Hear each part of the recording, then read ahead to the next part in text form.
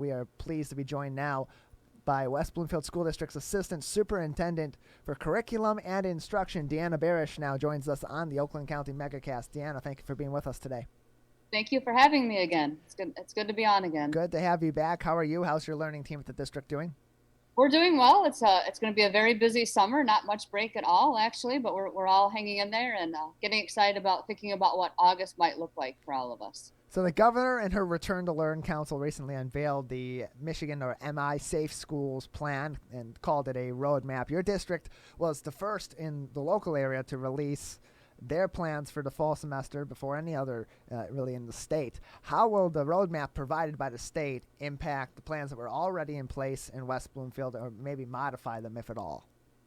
So we were really pleased to see her roadmap because it does really align with exactly what we were thinking and planning this spring as we started to contemplate a variety of scenarios that we would have to make sure that we could do for our students and for our families. And so while there's certainly some different nuances to it, there's a little more flexibility probably than what we thought there might be. It actually aligns very well with what we already have planned and we've been thinking about. And so it does a great job, her plan does, really outlining a number of items like student safety, staff safety, cleaning. So not just the instructional piece and that attendance piece, but certainly how are we going to make sure that students and staff are safe to return. Is the West Bloomfield School District ready in the case that the governor has to move us back into phase 3, or that we go into phase 5, or somehow, some way are in phase 6 and are clear of this by the fall, ready to make those sudden changes and say, okay, we're doing away with this part and that part of the plan, and this is how the district's going to operate? Yeah, really, Tyler, that's exactly what we're doing. And so we've actually taken her plan, the governor's task force plan, and aligned our plan to it. And so what we will be sharing with our Board of Education during a study session Monday evening is really line by line and then phase by phase exactly what that will look like as best we can right now for the West Bloomfield School District. So when it talks about masks, or it talks about a hybrid instructional model, or it talks about fully remote, what do all of those things look like within the West Bloomfield School District? And we'll be sharing that with our staff and our families in the coming weeks as well, because we feel like we need to be fully transparent so parents can make the best decisions they can for their kids. There are so many changes and so many moving parts to this. What is the best way, or how do you think it's going to be the best to try to get this information out to all of the families? Because like I said, there's so many different areas to this. If I have a kid in the 2nd grade and one in the 8th grade, their needs are not the same. Yeah, you're exactly right. So we have a couple of things planned. The first is we hosted we're starting Lakers Online, which is our fully online remote option for the fall. And yesterday we hosted 2 prospective student webinars for parents and prospective students. And we had over 500 families that attended each of the sessions. So we had a really good turnout last night. And certainly there's some interest from our community in remaining online only. Next week, we're actually going to seek some feedback from our families about those issues exactly. What a need is in 2nd grade is not necessarily what parents are concerned about in an 8th grade or with a senior. And so we are going to provide 2 opportunities for some focus group conversation, limited to 60 parents per level, so 60 elementary parents, 60 high schoolers and middle school parents, so we can get some feedback and some of their concerns that we can begin to address. So that's Monday, and there'll be more information going out today to our families about that.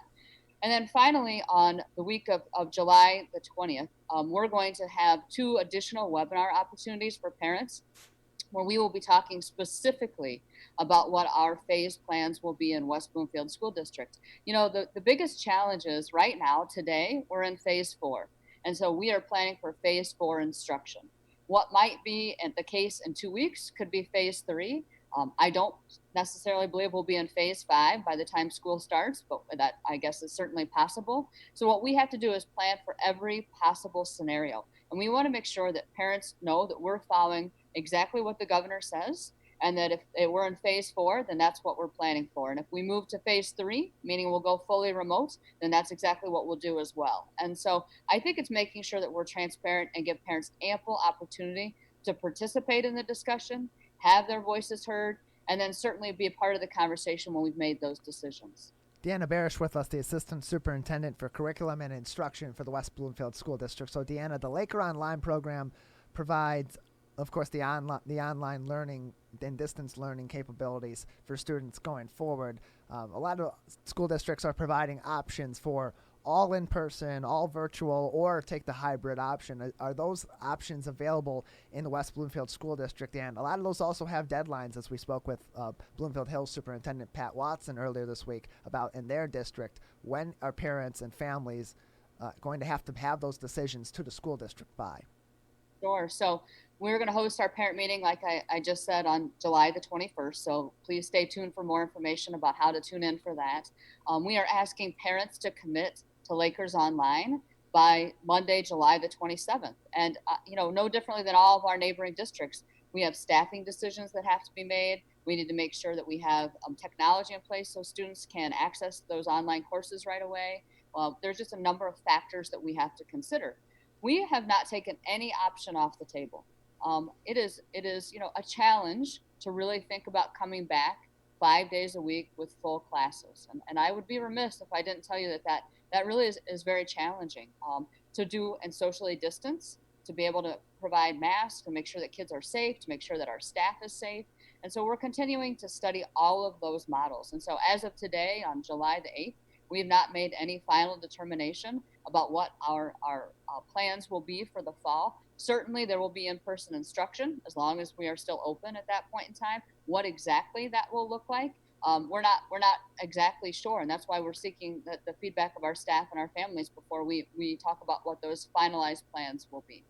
On top of announcing the Michigan Safe Schools Plan roadmap at her press conference, Governor Whitmer also spoke on bipartisan agreement between the governor's office and leaders in the Michigan State Legislature to provide federal CARES Act dollars in their state budget, over $500 million, to schools in the state of Michigan. How will those funds be received by West Bloomfield School District, and what will that extra money coming in be put to use for? Well, there are a lot of things to consider around safety, quite frankly, and so most of those dollars have already been, the previous dollars that we were allocated a few months ago have been used for things like technology needs, whether those were Wi-Fi hotspots, additional Chromebooks, things like we might have purchased some software for students to be able to use, things like that. But honestly, as we look at our next wave of funding, we really have to consider student and staff safety. So that's making sure that we have masks in place for staff and for students, that we have the cleaning protocols in place and the ability to do that as thoroughly as what those plans require. And so a lot of it really is about those safety things. So it isn't necessarily that we're going to have extra dollars to spend on things that we really would like to spend them on, necessarily books or things like that. But really it's just making sure we can open our doors safely for our community. Some districts are worried about a teacher shortage going into the fall. Is that a concern for your district? And would you need additional teachers, some to teach in the classrooms and some to teach remotely? Well, we always are concerned about teacher shortages, particularly in those high areas, so special education, math, physics, those sorts of courses that really are specialized. And so that's always a concern for us. I'm sure that while we've not necessarily seen that in West Bloomfield, we know that there are teachers across the country who are considering their career options at this point in time, because it is so taxing to be in education right now and to have all these unknowns and not sure what it's going to look like or how safe it's going to be to return. And so we also are aware, we're working very closely with our Education Association leadership to make sure that we have a good joint plan in place and that our staff can return safely. So yes, we're obviously worried about how many teachers will want to come back and feel comfortable coming back. Many have either compromised systems themselves or have someone in their home that might prohibit them from coming back. As far as Lakers Online and that remote learning option, we believe that because these are current students who will be moving from our in-person instruction into our virtual online option, that we'll be able to shift staff to be able to take care of that without any issue. But certainly staffing is always a challenge. And so that's part of the reason for that early deadline, that July 27th deadline, is so that we have enough time to identify teachers, make sure that they get the professional development they need in order to be able to teach remotely for a school year, and then be able to start. Our first day of school is Wednesday, August 26th. So we're on a very tight time frame to make all of this happen. Deanna Barash with us. She is the Assistant Superintendent for Curriculum and Instruction in the West Bloomfield School District. And I'm just thinking about in the fall, Deanna, when you do have partial in-person learning and partial non-in-person learning, and you have people particularly at the middle school and the high school level where they're switching between classes and they're in the hallways between these classes, and you're trying to maintain social distancing and enforce mask wearing. How is that going to work even with a reduced population of students there in the facilities at a given time to make sure that we're not having groups of people that are clumping together in their groups of friends and having conversations, and that kids that, it's going to be uncomfortable for them to wear masks like anybody else, but make sure that they are wearing masks and maintaining social distance? It's a challenge. You named all those things that are really keeping us up at night, quite frankly, because we're social creatures, and kids are particularly social. And so while they are better about wearing masks and understand the need to, and many families are doing an excellent job reinforcing that at home, we know that kids like to be close together. They're going to be excited to see their friends. They haven't been together since March the 12th. And so we know that we're really going to have to be very careful in how we have students move through the hallways, how we limit the amount of kids that are in a particular area at a time. For instance, we won't eat in the cafeteria. Food will actually be delivered to the classroom, so kids will have to eat in their classrooms. We're going to try to keep kids in very small pods so that really it's the staff who's traveling to them rather than the kids necessarily moving through the hall. And we know that that's difficult. We'll have to talk about staggered bell times, so that if they do need to move from class period to class period, that not everybody is out doing those things. We've really been at the forefront of this. We asked each of our buildings to establish a classroom to cloud, which is our framework, leadership team comprised of parents and teachers, paraeducators, secretaries, building leadership, to begin to think about how this is really going to work at each of our buildings. And what might work at one elementary might not work at another. What might work at Orchard Lake Middle School, that's going to have far fewer students this year, may not be the same as at Abbott. And certainly when we look at West Bloomfield High School, which is where I'm located today, and thinking about 1,800 students returning in the fall, their needs are significantly different than an elementary school. So we have teams that are meeting every single week as building teams, and then we have a larger district classroom to cloud planning team that meets every 2 weeks. And so we're aligning our plans around district protocols, around masks and safety and hand washing and how we're going to enter from buses. But certainly there are some nuances that happen at each of our buildings as well. And so it is a challenge. I mean, we'd be crazy to say, oh, we have it figured out, we have all of our answers, it's good to go, and we're ready to start. We have good plans in place, we have a good framework, but there's still a lot of unknowns and certainly work to be done.